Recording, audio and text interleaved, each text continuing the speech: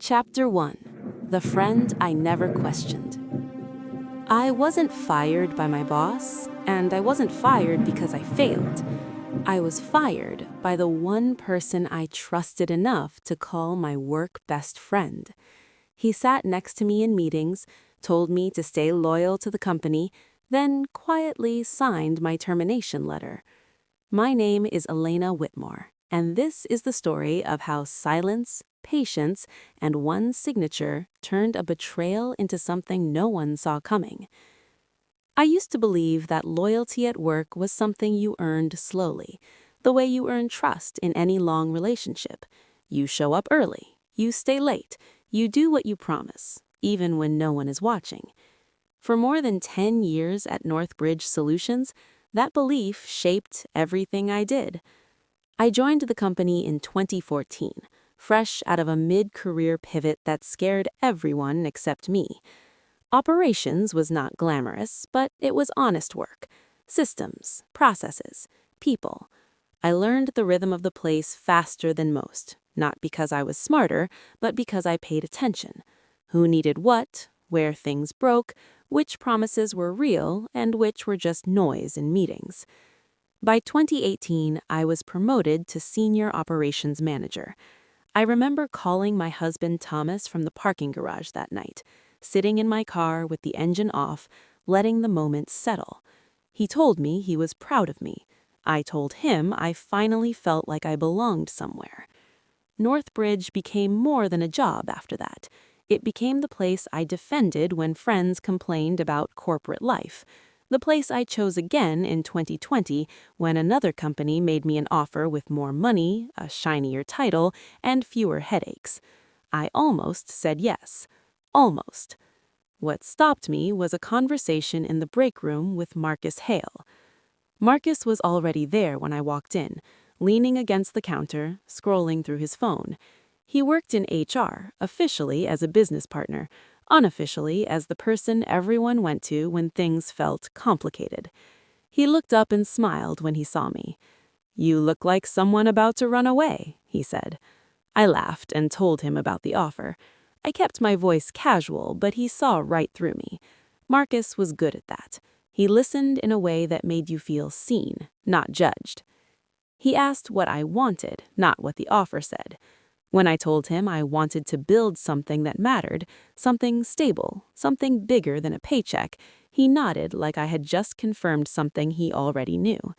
"Then stay," he said. "We are building something here. You are part of it. Money comes and goes. What we are doing lasts." I stayed. Looking back, that moment feels heavier than it did then. At the time, it felt like validation, like someone finally understood why I worked the way I did. Marcus and I became close after that, not in a dramatic way, not in a way that crossed lines, just close enough that people noticed. We ate lunch together more often than not. We sat next to each other in meetings. When conversations got tense, Marcus would glance at me, a silent check-in, and I would nod back. Between 2021 and 2023, Northbridge went through a major operational restructuring, the kind that looks clean on slides and brutal in real life. Entire workflows were rebuilt, teams were merged, long-standing habits were questioned. I led the program, coordinating across departments, managing timelines, calming fears. It was exhausting. It was also the most meaningful work I had ever done. The numbers told the story. Reduced overhead, improved delivery times, fewer escalations. The board loved it.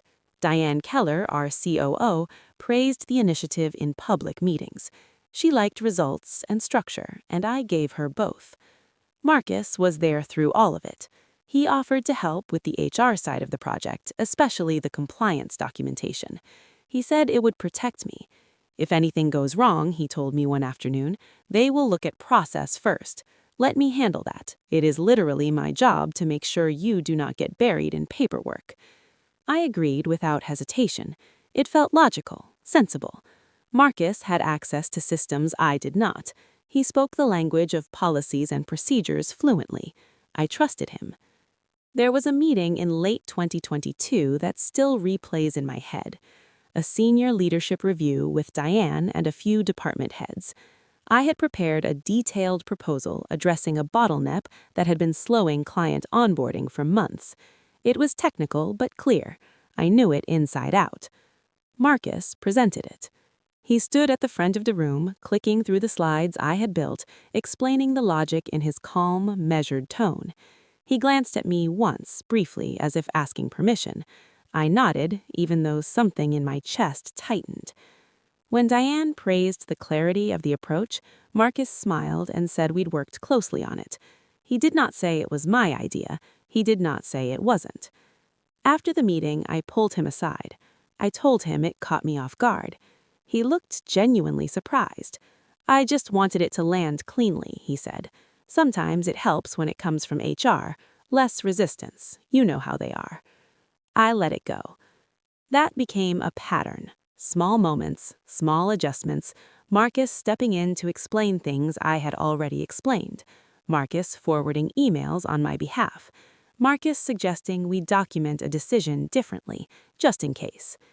In early 2023, I noticed a compliance report flagged under my name that I didn't remember submitting. It was minor, a technical classification issue, the kind of thing that gets corrected quietly. I asked Marcus about it. He told me to not worry. He said he had suggested recording it proactively so it wouldn't raise questions later. He framed it as protection. "It's better to show transparency early," he said. "If there's an audit, they will see you're accountable. That matters." I felt a flicker of irritation, but it passed quickly. I had always believed accountability was a strength. If my name needed to be on something small to avoid bigger problems, so be it. At that time, my days were long. My mind was crowded. Trusting Marcus made things easier. I told myself that was enough. There were moments, though, when the ease felt slightly off. When I walked into a room and sensed that something had already been decided. When Diane referenced reports I hadn't seen. When Marcus seemed to know things before I did. Each time I brushed it aside. We were busy. We were scaling. No system is perfect. At the end of that year, when I thought we had weathered the worst of the restructuring, I felt a cautious pride. Northbridge was stable. My team was strong. Marcus was still at my side. I didn't know that small compliance note would become, if I hadn't known why Marcus wanted my name on things that barely mattered, I might have asked harder questions. But trust rarely breaks all at once. It erodes quietly, disguised as help. At the end of that year, when I thought we had weathered the worst of the restructuring, I felt a cautious pride. Northbridge was stable. My team was strong. Marcus was still at my side. I didn't know that small compliance note would become, if I hadn't known why Marcus wanted my name on things that barely mattered, I might have asked harder questions. But trust rarely breaks all at once. It erodes quietly, disguised as help. At the end of that year, when I thought we had weathered the worst of the restructuring, I felt a cautious pride. Northbridge was stable. My team was strong. Marcus was still at my side. I didn't know that small compliance note would become, if I hadn't known why Marcus wanted my name on things that barely mattered, I might have asked harder questions. But trust rarely breaks all at once. It erodes quietly, disguised as help. At the end of that year, when I thought we had weathered the worst of the restructuring, I felt a cautious pride. Northbridge was stable. My team was strong. Marcus was still at my side.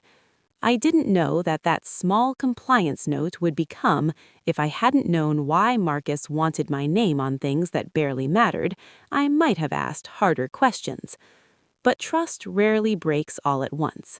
It erodes quietly, disguised as help.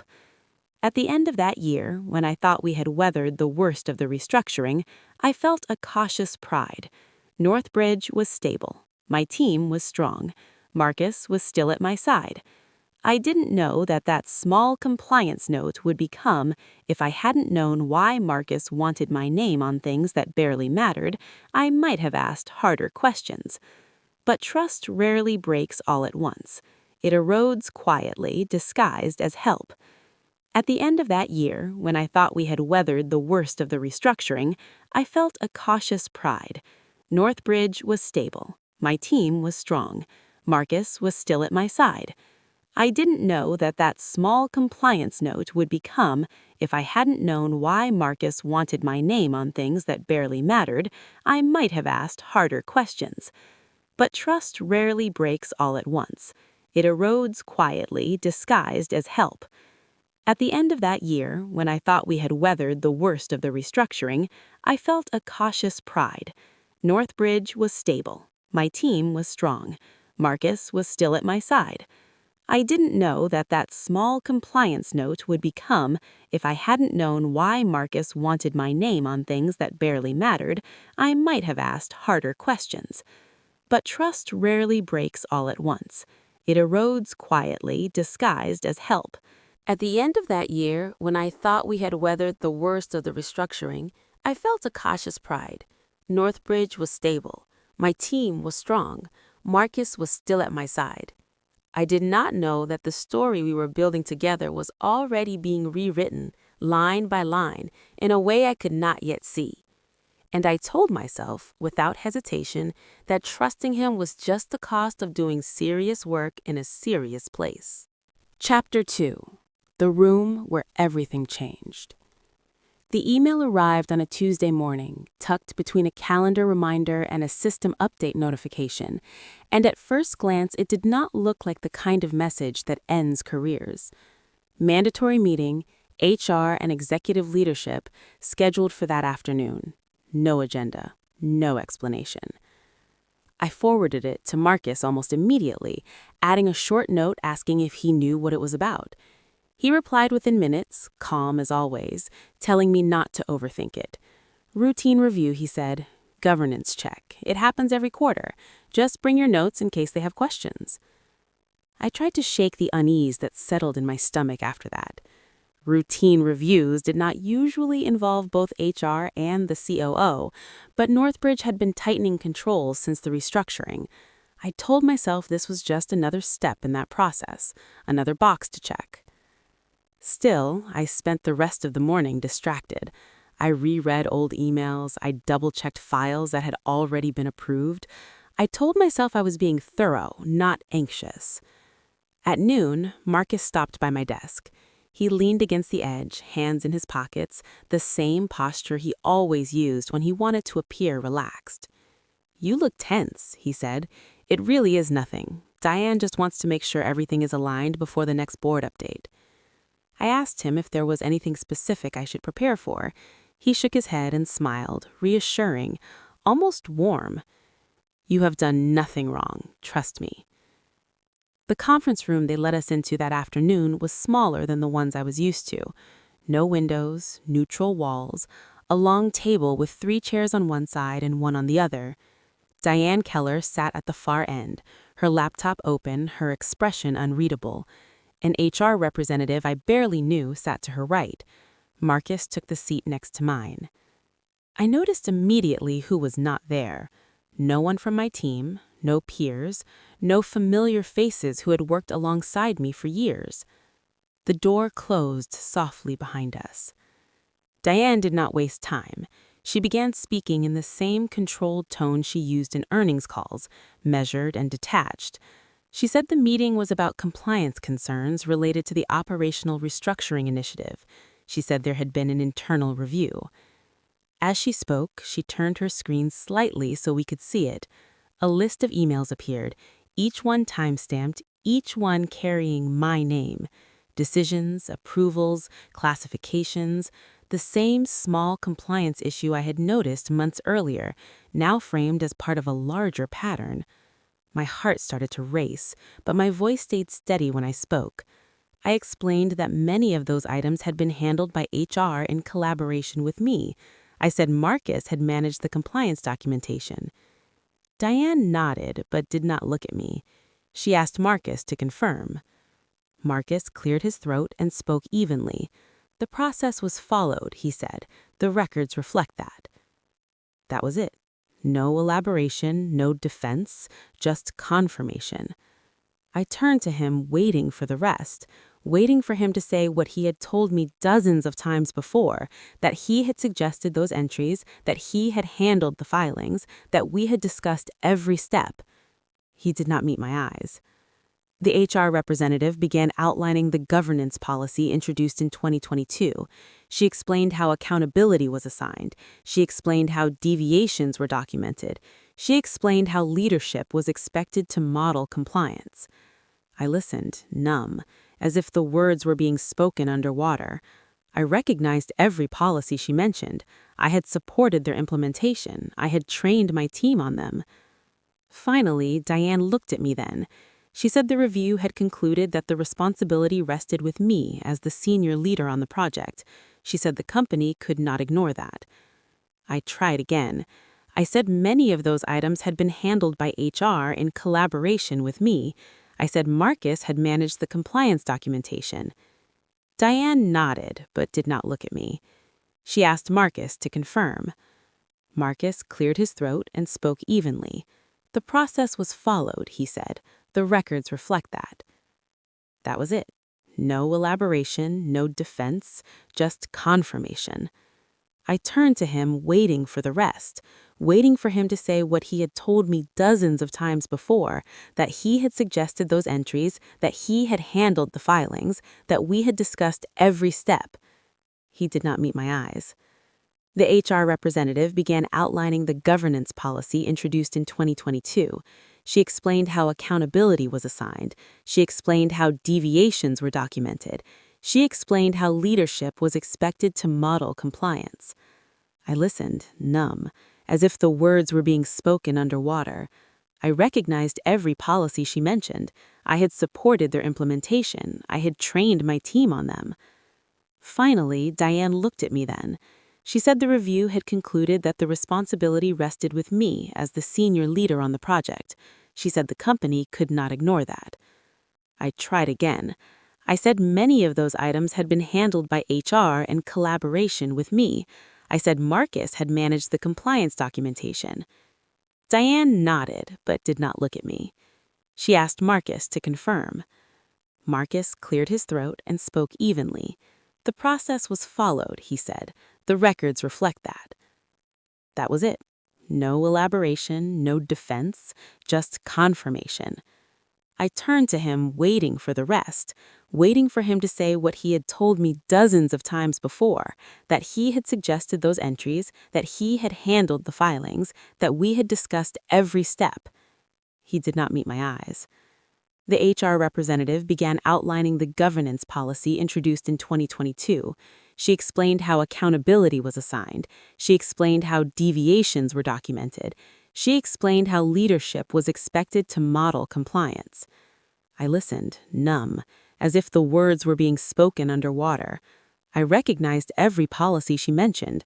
I had supported their implementation. I had trained my team on them.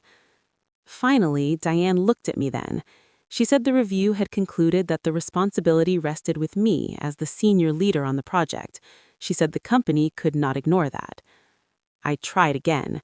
I said many of those items had been handled by HR in collaboration with me. I said Marcus had managed the compliance documentation.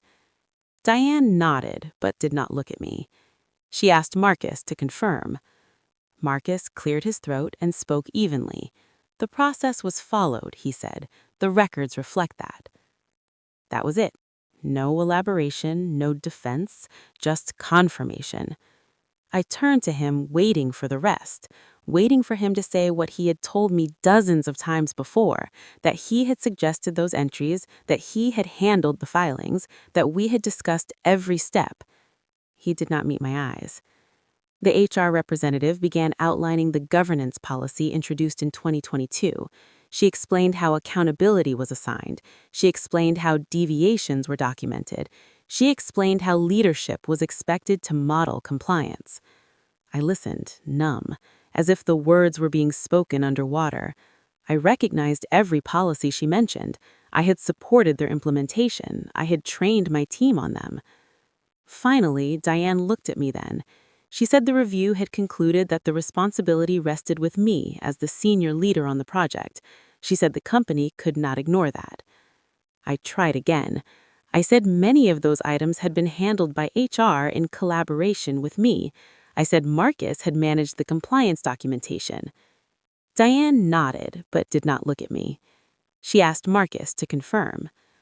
Marcus cleared his throat and spoke evenly. The process was followed, he said. The records reflect that. That was it. No elaboration, no defense, just confirmation. I turned to him, waiting for the rest, waiting for him to say what he had told me dozens of times before, that he had suggested those entries, that he had handled the filings, that we had discussed every step. He did not meet my eyes. The HR representative began outlining the governance policy introduced in 2022. She explained how accountability was assigned. She explained how deviations were documented. She explained how leadership was expected to model compliance. I listened, numb, as if the words were being spoken underwater. I recognized every policy she mentioned. I had supported their implementation. I had trained my team on them. Finally, Diane looked at me then. She said the review had concluded that the responsibility rested with me as the senior leader on the project. She said the company could not ignore that. I tried again. I said many of those items had been handled by HR in collaboration with me. I said Marcus had managed the compliance documentation. Diane nodded, but did not look at me. She asked Marcus to confirm. Marcus cleared his throat and spoke evenly. The process was followed, he said. The records reflect that. That was it. No elaboration, no defense, just confirmation. I turned to him, waiting for the rest, waiting for him to say what he had told me dozens of times before, that he had suggested those entries, that he had handled the filings, that we had discussed every step. He did not meet my eyes. The HR representative began outlining the governance policy introduced in 2022. She explained how accountability was assigned. She explained how deviations were documented. She explained how leadership was expected to model compliance. I listened, numb, as if the words were being spoken underwater. I recognized policy she mentioned. I had supported their implementation. I had trained my team on them. Diane finally looked at me then. She said the review had concluded that the responsibility rested with me as the senior leader on the project. She said the company could not ignore that. I tried again. I said I had delegated certain tasks to Marcus precisely because of his role. I said he had advised me on how to document decisions. I said there were conversations, approvals, understandings that were not reflected in the emails on the screen. Marcus remained silent. The HR representative slid a document across the table. Termination of employment, effective immediately. The words blurred together at first, but one detail stood out sharply, impossibly. The signature at the bottom was not Diane's. It was Marcus Hale. For a moment, I thought there had been a mistake, that I was misreading it. I looked again, slower this time. The name was clear. The title beneath it read HR Business Partner. I felt something inside me go still. Diane said something about next steps, about transition procedures, about how my access would be revoked by the end of the day. The HR representative explained the logistics of collecting my belongings. I did not argue. I did not raise my voice. I did not ask how this could be happening. I asked only one question. Why was he the one signing it? Diane hesitated just for a second. Then she said it was within his scope under the governance framework. She said it was procedural. Marcus finally looked at me then. His expression was composed, almost apologetic. He said nothing.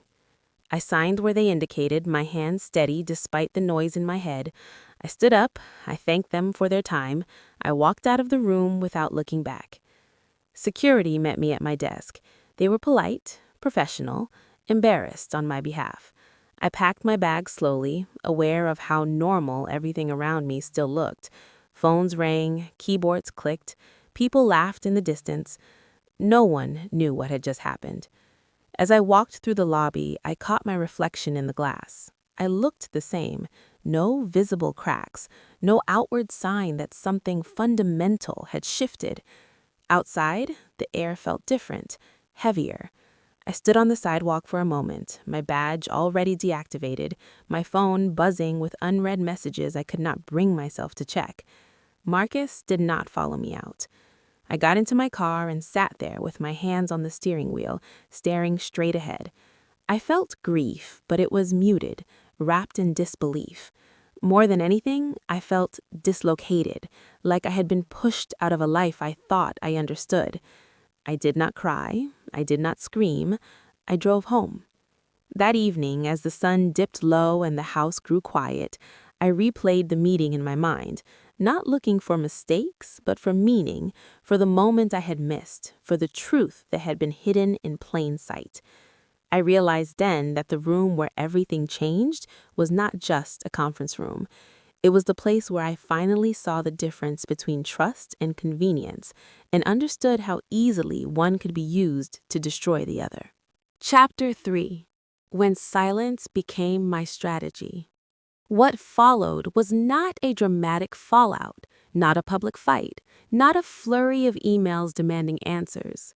It was quiet, almost disturbingly so. The drive home that night felt longer than it should have. Every red light gave me too much time to think, so I turned the radio on just to hear another human voice.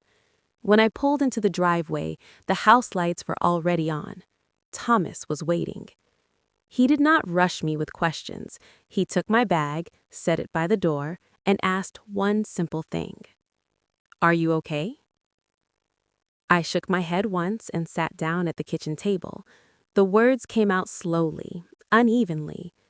The meeting, the report, the signature, Marcus. Thomas listened without interrupting.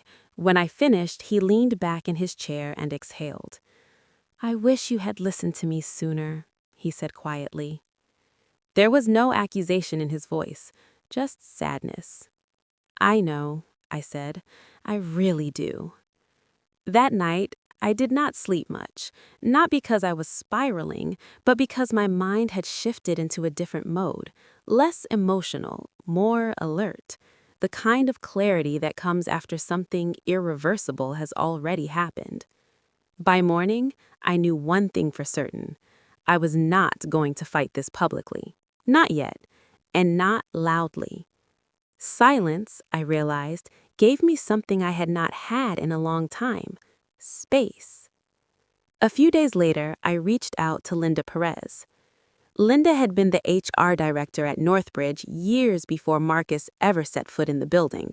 She had mentored me early in my management career, teaching me how to navigate policy without losing my humanity. She retired shortly after the governance overhaul in 2022, just before the new framework went into effect. We met for coffee at a small place near her apartment. She hugged me when she saw me, then pulled back to study my face. "You look tired," she said, "and angry, but in a quiet way." I told her everything. She listened carefully, fingers wrapped around her mug, her expression growing more serious with each detail. When I mentioned Marcus signing the termination letter, her eyebrows lifted slightly. "That is not typical," she said, "not under the 2022 governance model." I asked her what she meant. She leaned forward. "HR business partners can recommend termination," she explained. "They can document findings, but final authority, especially for a senior leader, usually sits higher, COO or general counsel, depending on the structure." She paused. If Marcus signed that letter himself, there should be a clear delegation of authority on record. That was the first time the word authority landed differently in my mind. I went home and pulled out my old files, notes, presentations, archived emails I had never bothered to delete. I was not looking for a smoking gun. I was looking for a pattern. It took days. I started with the restructuring timeline from 2021 onward. I mapped decisions against approvals, approvals against documentation. Slowly, something emerged. About 9 months before my termination, Marcus had requested expanded access to several internal systems. At the time, it had seemed reasonable. He framed it as support for compliance tracking. I had approved it without much thought. With that access, he could see everything. What surprised me was how early some of the documentation shifted. Language changed. Responsibility was subtly reassigned, not enough to raise alarms in the moment, but enough to shape a narrative over time. One evening, as I sat at my desk surrounded by printouts, my phone buzzed with a message from a number I did not recognize. It was Olivia Grant. Olivia had been a project lead on the restructuring initiative. Smart, quiet, reliable. I had advocated for her promotion the year before. She asked if we could talk. We met the next morning in a park near her office. She looked nervous, scanning the area before sitting down. "I hesitated about reaching out," she said, "but I think you should see this." She handed me her phone. On the screen was an email I recognized immediately, one I had written months earlier, flagging a potential compliance risk related to vendor classification. I remembered the day clearly. I had sent it to Marcus and copied Diane, trusting that HR would guide the next steps. The reply from Marcus was there too. "Thanks, Elena. We'll handle it internally. No need to escalate." It had ended there. Except it had not. Olivia had saved the email because she had been copied later on a thread that quietly corrected the issue without acknowledging the risk or my warning. The paper trail showed resolution, but not accountability. "I never thought it mattered," Olivia said, "until I saw your name on the report they circulated." I felt a strange mix of gratitude and restraint. This was not justice, not yet, but it was clarity. Back home, I told Thomas everything I had learned. He listened, then asked the question I had been avoiding. "What do you want to do?" I thought about it carefully. "I don't want my job back," I said. "I want the truth to be clear, and I don't want to disappear." Silence did not mean surrender. It meant choosing the timing. As the days passed, I noticed something else. Emails from former colleagues slowed, then stopped. I was already being erased from the narrative. That stung more than I expected, but it also confirmed something important. Northbridge was moving on without asking questions. That was when I understood the second part of the equation.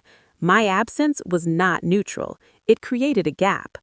The restructuring program depended on a web of decisions that lived mostly in my head, rationale that had never been fully documented because I had been there to explain it, to adjust, to translate intent into action. Without me, the system would still run, but it would stumble. I did not announce my findings. I did not confront Marcus. I did not call Diane. I stayed quiet. I organized my files. I documented my timeline.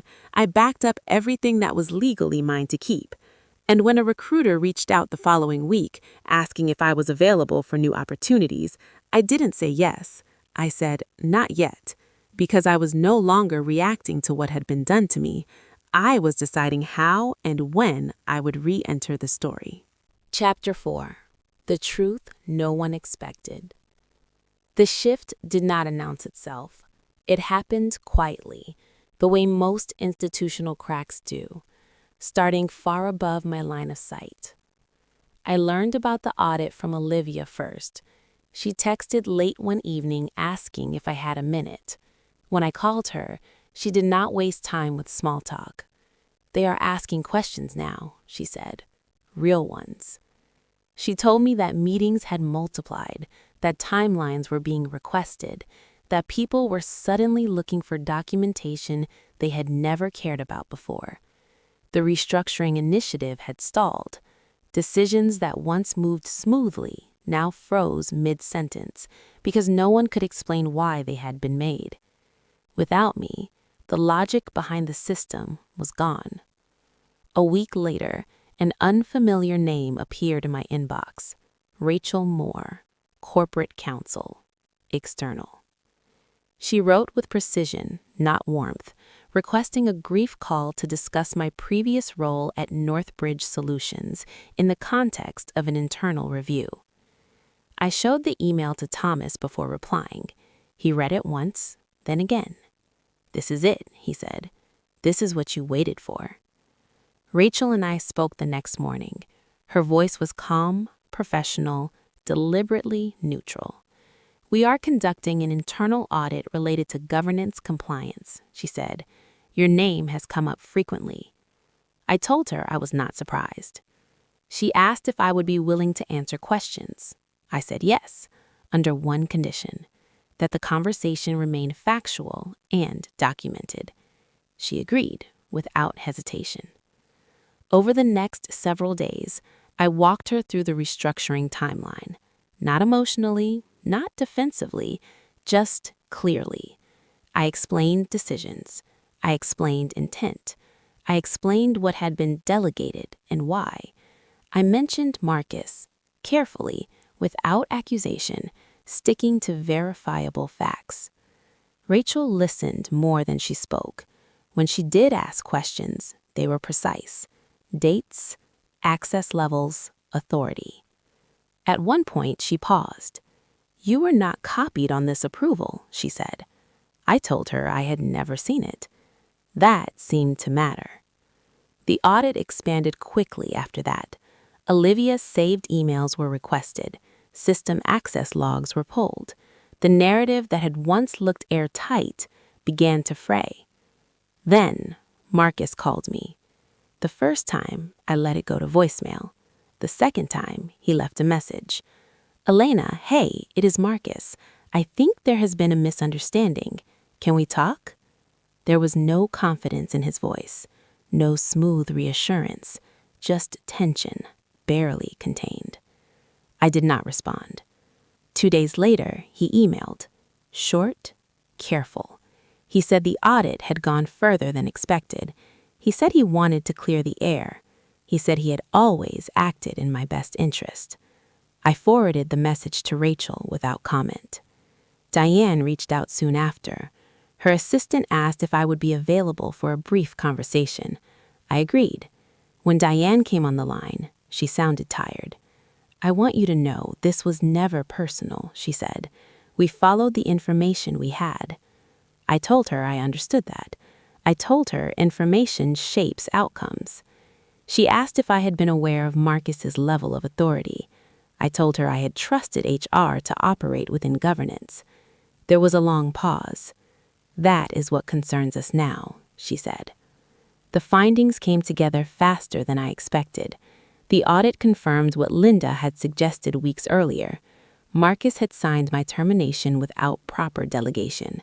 There was no documented approval granting him that authority. Under the 2022 governance framework, it was a breach. More than that, the review revealed a pattern.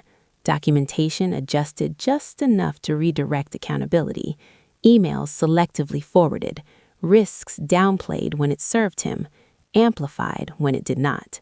He had not fabricated evidence, he had curated it. Rachel called me personally when the conclusion was reached. "The termination was procedurally invalid," she said, "and the conduct is being escalated." I did not feel triumph. I felt relief, clean and sharp. Marcus was removed quietly. No announcement, no explanation to the wider company. His access was cut. His calendar vanished from the system. By the end of the week, his name no longer appeared on internal directories. What followed him was less visible, but far more permanent. A compliance flag, a professional stain that would follow him through background checks and reference calls. In HR circles, reputation is currency. Once lost, it is rarely restored. Diane reached out again, this time without an assistant. "We would like to discuss options," she said. "A consulting role, limited scope, independent." I listened without interrupting. "Your institutional knowledge is still critical," she added. "We made decisions based on incomplete information. I take responsibility for that." I thanked her for the honesty. I told her I needed time. After the call, I sat at my desk and stared out the window. The city moved on as it always did. Cars passed. People walked dogs. Life did not pause for corporate reckonings. Thomas came in and asked how it went. I told him the truth. "I want them back," I said, "not the way I was before." He smiled, small and knowing. "You don't have to decide now," he said. That night, I slept deeply for the first time in weeks. Not because everything was resolved, but because it finally made sense. The truth had surfaced without me forcing it. The system had corrected itself, not out of kindness, but out of necessity. I had not raised my voice. I had not defended myself in public. I had simply stayed still long enough for the imbalance to reveal itself. The invitation sat in my inbox the next morning, formal and restrained, an offer to return as an independent advisor, defined boundaries, clear terms. I did not open it right away. For the first time since the meeting that ended my employment, I was not being pulled back by obligation or loyalty. I was being asked. And that distinction changed everything. Chapter 5. The Signature That Came Back. I took 3 days before responding to the invitation, not because I was unsure of my answer, but because I wanted to arrive steady, not reactive. The meeting was scheduled for a Friday morning, the same building, a different floor. This time, my badge was temporary. Visitor, consultant. The word felt strange and liberating at the same time. When I walked into the boardroom, the atmosphere was noticeably different from the one that had ended my employment weeks earlier. The table was longer. The windows let in a pale wash of morning light. People stood when I entered, not out of ceremony, but out of uncertainty. Diane Keller sat near the center. She nodded when she saw me. Her expression was composed, but there was something softer in her eyes. Accountability, perhaps, or fatigue. Rachel Moore was there as well, seated slightly apart, legal pad open, pen resting but ready. Several board members joined remotely, their faces framed in quiet rectangles on the screen. Marcus was not there. No one mentioned his name. Diane began by thanking me for agreeing to attend. She explained the purpose of the meeting, concise and procedural, to review findings, to clarify roles, to determine a path forward. When it was my turn to speak, I stood, not because I needed to, but because I wanted to feel the weight of the moment in my body, not just my voice. I did not rehearse. I did not dramatize. I walked them through the facts. I described my role in the restructuring, the decisions I owned, the responsibilities I delegated. I referenced dates, approvals, systems. I spoke about intent without defending my character. I spoke about process without accusing individuals. When questions came, I answered them directly. One board member asked if I believed the situation could have been prevented. I said yes, if oversight had matched trust. Another asked if I felt wronged. I said I felt misused. Diane cleared her throat. "I want to be clear," she said. "The decision to terminate Elena was made based on information that was incomplete and in some cases misrepresented. I take responsibility for that." No one interrupted her. She continued, her voice steady. "As COO, it was my obligation to ensure that governance was followed not just in documentation, but in authority. That did not happen." The words landed quietly, but they landed.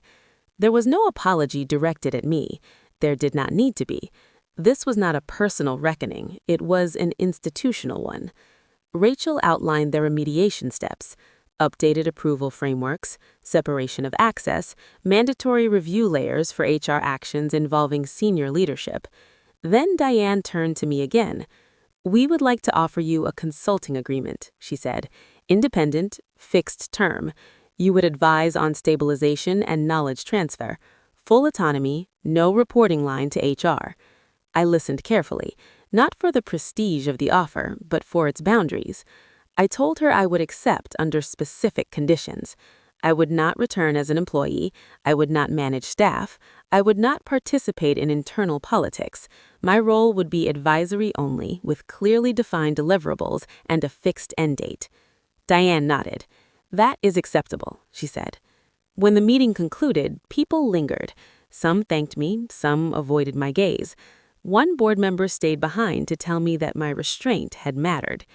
As I gathered my things, I realized something I had not expected. I did not feel victorious. I felt complete. Walking out of that room, I understood that revenge does not always look like confrontation. Sometimes it looks like correction. Sometimes it looks like walking back into the same building on your own terms, not to reclaim what was taken, but to redefine what you are willing to give. Outside, the air was crisp. The city felt louder than it had in weeks. I sat in my car for a moment before starting the engine, letting the quiet settle. That afternoon, Thomas asked how it went. I told him the truth. They listened, I said, and I did not need them to like me. He smiled.